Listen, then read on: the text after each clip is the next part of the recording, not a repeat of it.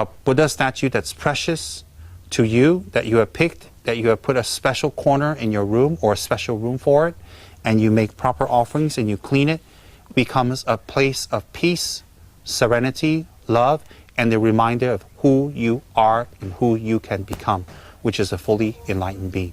And it's wonderful on your birthday, on your anniversary, on a loved one's death anniversary, or on special days that has significance for you, to create Buddha statues, to purchase Buddha statues, or to have Buddha statues ready to give to others. Because on our birthdays and special days, instead of thinking what we can get, we should think what we can give.